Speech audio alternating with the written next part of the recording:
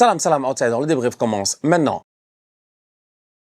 Arsenal l'emporte aujourd'hui 1-0. 1-0 face à Newcastle à domicile. Une victoire très importante dans la course au titre. Pendant ce temps, la Manchester City a gagné 2-1 face à Southampton en demi-finale de la FA Cup. Donc Manchester City jouera en toute fin de saison la finale de la FA Cup à Wembley. Les Citizens ont été menés au score, mais ça n'aura duré que 2 minutes dans un match que, normalement, peut-être que sur un malentendu, ils auraient pu le perdre. Cependant, ce Manchester City-là, mentalement parlant, ils sont tellement prêts. Mentalement parlant, ils sont tellement prêts à ne lâcher absolument rien jusqu'à la fin de la saison, qu'ils n'ont fait qu'une seule bouchée de Southampton. En même pas 3 minutes, ils ont renversé la tendance et ils ont gagné ce match-là. Pendant ce temps-là, à l'Emirates, ça stresse. Mais c'est normal. Mais c'est normal. Les gens se plaignent ici, ça stresse. Mais c'est normal, franchement. En toute honnêteté, on n'a pas gagné un titre depuis 22 ans. Vous voulez quoi? Que les supporters ils soient en tribune en train d'applaudir, en train d'être excités, en train de faire la Macarena ou je ne sais pas quoi. Ça ne peut pas se passer comme cela. C'est normal qu'il y ait de l'anxiété. Il y a énormément d'anxiété aujourd'hui au niveau de l'Emirates, au niveau d'Arsenal. On a peur qu'encore une fois, cette affaire va nous échapper. Parce que cette affaire-là nous échappe année après année, depuis tant d'années. Il est temps qu'on récupère le vif d'or. Il est temps qu'on récupère le vif d'or. Cependant, le vif d'or, on peut pas l'attraper. Il passe son temps à voler à gauche et à droite. Référence Harry Potter pour ceux qui comprendront. Donc, du coup, franchement, on va pas se mentir. Aujourd'hui, on joue 1-0.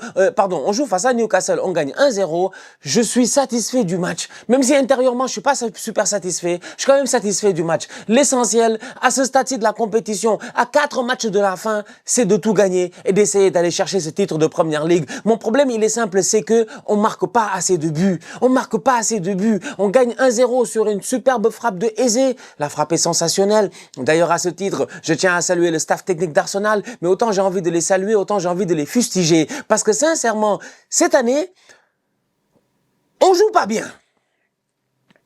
En fait, on joue pas bien. On joue un football efficace, mais c'est pas un beau football. Maintenant, est-ce qu'on en a quelque chose à faire du beau football si à la fin, le football efficace nous permet de gagner le titre? Sincèrement, je vais pas vous mentir, je m'en fous du beau football.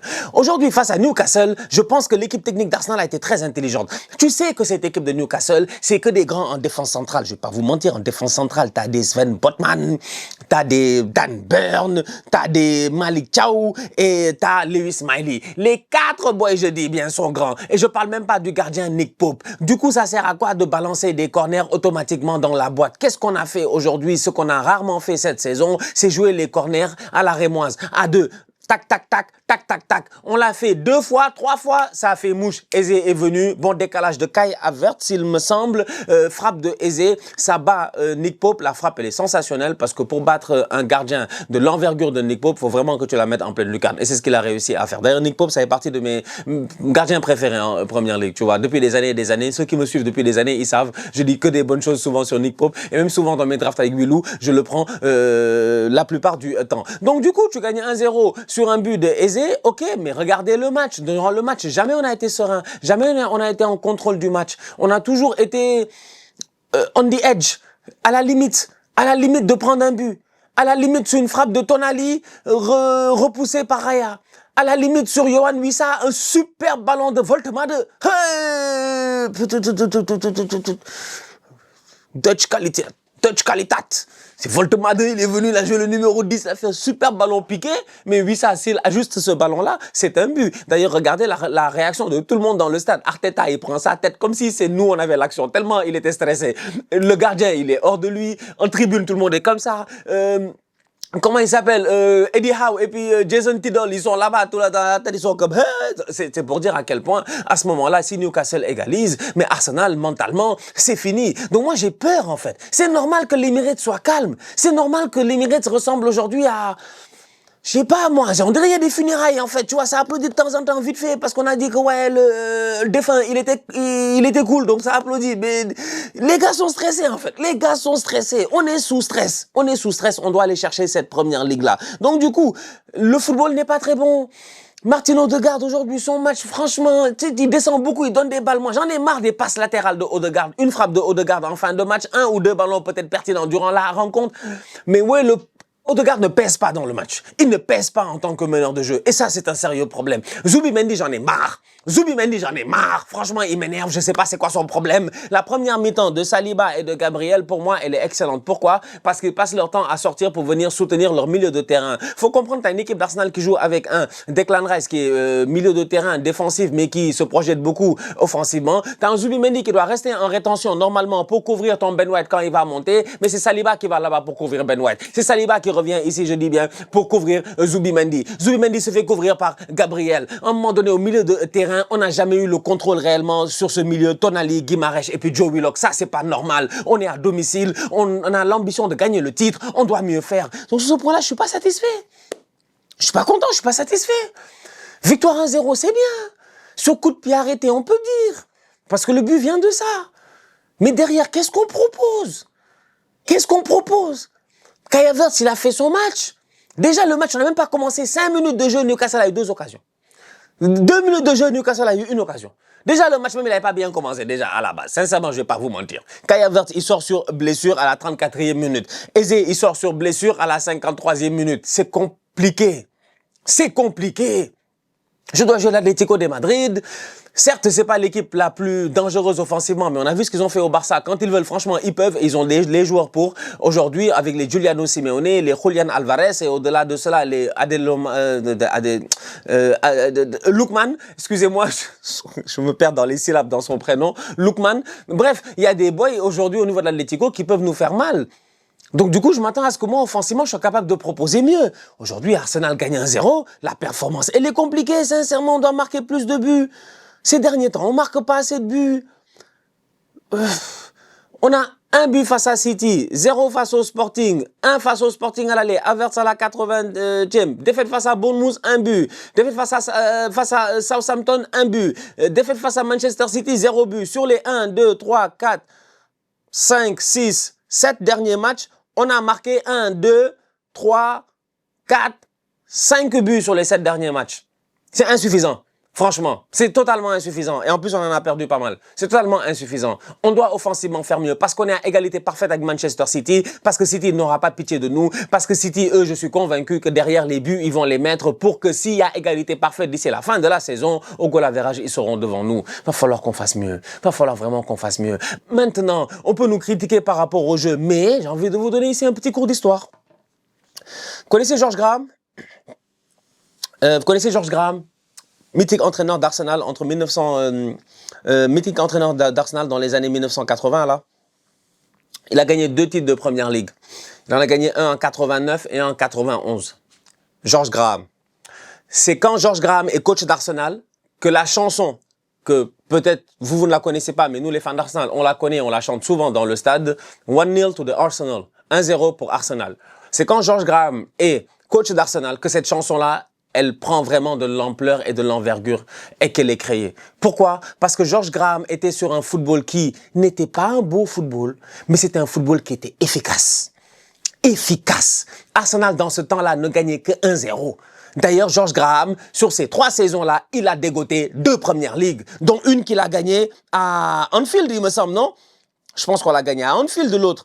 Il me semble qu'on l'a gagné à Anfield. Ouais, mais 88-89, on va gagner à Anfield, sur leur terrain, victoire 2-0. C'est pas pour rien qu'on chante « We won it at the lane, we won it at Anfield, nobody can say the same », machin et puis tout ça. Donc, nous-mêmes, en tant que fans d'Arsenal, on se connaît dans le quartier, on sait ce qu'on a fait historiquement. Maintenant, le problème, il est simple, c'est que j'ai l'impression qu'à un moment donné, après ces belles années de football, tant d'années de beau football, quand Arsène Wenger est venu et que ça a changé, et qu'on a vu un tout petit peu ce Arsenal-là qui sait manier le ballon, c'est Arsenal-là qui est un club qui passe à un autre niveau, qui sort du cadre des clubs, j'ai envie de dire, à l'ancienne, un peu à l'anglaise dans le management et dans la manière de faire. Ben, les belles années Arsène Wenger ont porté ses fruits parce que Wenger a gagné, je pense, 3 titres de Première Ligue. Le problème, c'est pas ça. C'est qu'aujourd'hui, Arteta, peut-être, il veut revenir back to the basics. Back to the basics, donc de retour à la base, de retour dans les fondations. Et les fondations de cette équipe d'Arsenal, c'est George Graham, peut-être. C'est ça, c'est le 1-0 to the Arsenal. C'est un football qui n'est pas beau, mais c'est un football qui est efficace, qui te permet de gagner des titres. Mais George Graham avait-il dans son championnat Pep Guardiola?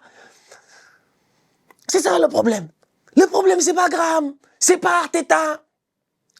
Le problème, c'est que le méchant est devenu encore plus méchant. Et le méchant, c'est Pep Guardiola, c'est ça le souci. Donc aujourd'hui, moi je comprends quand on vient dire, ouais, Arsenal cette saison, c'est un des champions, les pires champions de l'histoire, ça joue mal et tout. Mais historiquement, dans l'histoire de la Première Ligue, ou avant de la First Division, comment ça s'appelait, il y en a eu des pires champions, tu vois. Il y en a eu des pires champions. Et on s'en foutait. L'essentiel, c'était de gagner. Et aujourd'hui, moi, je pars du même postulat. Après 22 ans, l'essentiel, c'est de gagner. Donc, si je reviens à ce que j'ai dit en début de débrief, oui, on a gagné 1-0, mais moi, j'étais pas rassuré. Parce que Wissa aurait pu claquer son but, parce que Elanga nous a fatigués en fin de rencontre, parce que Voltemade, ça rentré, m'a stressé, parce que tout le match, j'ai passé mon temps, je dis bien, à être dans l'anxiété. Et ça, c'est pas normal. Osula qui est là, à essayer de faire des dribbles avec ses longues jambes et tout, il s'est passé beaucoup de choses dans ce match-là qui ne sont pas forcément rassurantes. Donc, victoire 1-0, tant mieux, on respire.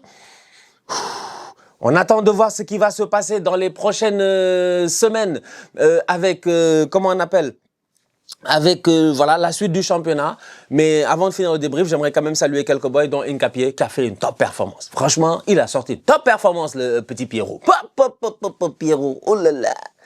Un match vraiment incroyable. Mais il y a des boys qui sont fatigués. Pierrot Nkapie fait un match sensationnel. Declan Chep fait un match qui, pour moi, n'est pas à la hauteur de Declan. Il est fatigué. C'est ça, Declan est KO. Declan est KO. Moi, je vous dis, Declan est KO. Il va à la Coupe du Monde pour aller où? Il va te reposer. Declan est KO. Il est KO. Saliba, Gabriel, ils ont été bons aujourd'hui. Franchement, je les ai trouvés très bons. Raya, il a fait son match aussi. Il a fait les sauvetages et tout. Mais j'ai envie de saluer plus le travail défensif que de saluer le travail offensif. Gyökeres ne peut pas partir. Gyökeres est rentré à la 34e minute. Bordel, faut pas se foutre de moi. Il est rentré à l'heure de jeu.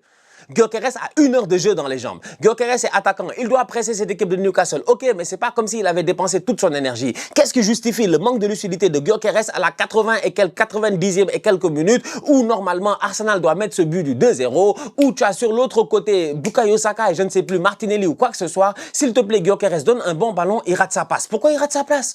Pourquoi il rate sa passe? Pourquoi? Moi, ça m'a énervé. Ça m'a énervé. Ça m'a énervé. Faut pas me dire là-bas qu'il manque de lucidité. Quelle lucidité? Tu es en pleine forme, tu as joué 60 minutes, tu me dis que tu manques de lucidité. Gère-toi, entre les 60 minutes, même tu as eu une mi-temps de 15 minutes. Il a pas joué 90. C'est pas sérieux. La dernière fois face à City, c'est pas comme si c'est lui qui est titulaire, c'est Havertz. Faut pas se moquer de nous quand même. Donc moi, je m'attendais à mieux, en fait. Sincèrement, je suis déçu. Je suis content 1-0, mais c'est insuffisant par rapport à l'adversaire qu'on a derrière nous. Tout le problème, c'est l'adversaire. Tout le problème, c'est le méchant qui nous suit. Tout le problème, c'est Pep Guardiola qui est là. Je le vois dans le rétroviseur. Et comme j'ai dit, à un moment donné, je le voyais dans le rétroviseur. Tant que tu vois une voiture dans ton rétroviseur, parce que voilà, séquence code de la route. Quand tu vois une voiture dans ton rétroviseur, ça va. Quand tu ne la vois plus dans ton rétroviseur, c'est qu'elle est dans ton angle mort. Et à tout moment, elle peut te tuer. C'est ça, Guardiola. Il a envie de nous tuer. C'est ça le problème. Donc, il est là. Ils sont là à côté de nous. On a 3 points d'avance avec un match en moins, mais on va voir un match en plus, mais on va voir ce que ça va donner. Donc, voilà. Victoire d'Arsenal 1-0 aujourd'hui face à Newcastle. Saka, ça rentré à la fin, ça a fait un peu de bien quand même. J'ai trouvé ça pertinent, c'était cool de le revoir et tout. Donc j'espère que cette semaine face à l'Atlético, on pourra avoir le best of Bukayo Saka. Martinelli, c'est un bon super sub, mais bon, jusqu'à présent, franchement, c'est compliqué. Je trouve que on a fait un recrutement offensivement, mais on a beaucoup de lacunes offensivement. Et il est temps, peut-être, à la fin de la saison, on verra, pas la peine d'en parler maintenant, mais à la fin de la saison, il y a un nettoyage offensif à faire. Franchement, je suis désolé. Il y a trop de boys là, c'est fini. Moi, personnellement, c'est fini. Moi, j'ai fini avec eux. Sincèrement, j'ai fini. Moi, j'ai besoin de gars qui sont en bonne santé, qui peuvent performer et qui sont, comment on appelle ça, qui ont des performances semaine après semaine qui sont intéressantes. Mais pas des gars qui sont là pour 2 matchs, après ils disparaissent, 10 matchs, après ils reviennent 2 matchs, après ils disparaissent. Même Ferran Tokar ne fait plus ça. Même Ferran ne fait plus ça. Donc je m'attends à mieux. Donc voilà. La famille, on se capte très bientôt pour une nouvelle vidéo. Tu vois, ça c'est un débrief où Arsenal a gagné. Ça c'est un débrief où Arsenal a gagné. Et tu vas voir que c'est un débrief qui va faire beaucoup moins de vues que tous les autres débriefs qu'Arsenal a perdu. Et ça c'est un message que je lance à tous les tocards. C'est à vous que je parle, vous, bande de tocards, vous connaissez. Vous pensez que j'en ai quelque chose à faire, vous, de ce que vous avez à dire. C'est à vous que je parle. Ouais, Stan, il fait comme AFTV. Donc, du coup, à chaque fois qu'Arsenal perd, c'est là où Stan y vient. C'est comme ça, on te connaît juste parce que tu parles d'eux quand ils sont tocards. Déjà, Arsenal ne représente même pas, je pense, je sais pas, 10% des débriefs que je fais, je pense, dans la saison, 15% des débriefs que je fais. Donc, du coup, Arsenal n'est pas forcément important dans la balance. Et deuxièmement, ce qui vous intéresse, c'est l'odeur du sang. Vous êtes malveillant. Donc, du coup, vous aimez quand Arsenal perd. Parce que c'est ça qui vous intéresse. Venir me voir, me plaindre. En réalité, quand Arsenal gagne, personne, ça n'intéresse personne. Aujourd'hui, on a gagné. Sûrement, le débrief n'intéresse personne. Donc, merci à tous ceux qui sont vraiment des vrais fidèles, des outsiders, des bandits, qui sont là pour ce débrief-là. Merci beaucoup. Ça fait plaisir parce que oui, même quand Arsenal gagne, j'ai plein de choses à dire. Je ne parle pas que quand Arsenal perd. Cependant, toutes mes séquences virales, c'est pas de ma faute s'ils sont nuls, c'est quand Arsenal perd. Est-ce que c'est ma faute? En tout cas. Ah, ce monde, franchement. Je pense que je vais bientôt quitter Twitter, quoi. Ce réseau est trop toxique, en fait. Il y a trop de tocards, en fait. Il m'énerve. Je pense que je vais quitter ce réseau. Allez être en paix, quoi, tranquillement. Voilà. Bref. Après, ils vont couper la séquence, voilà, mettre sur Twitter et puis ils vont t'attaquer. Ouais, il a dit, il va quitter Twitter. Pourquoi il quitte pas? Pourquoi il... Vous, sur YouTube, vous n'avez rien à voir avec tout cela. Mais bref, voilà, j'ai envie de finir avec cela. La famille, on se capte très bientôt pour une nouvelle vidéo. D'ici là, on continue à liker, on continue à partager, on s'abonne, on s'abonne, on s'abonne. On est ensemble, on reste en santé. C'est toujours le plus important. Tous outsiders.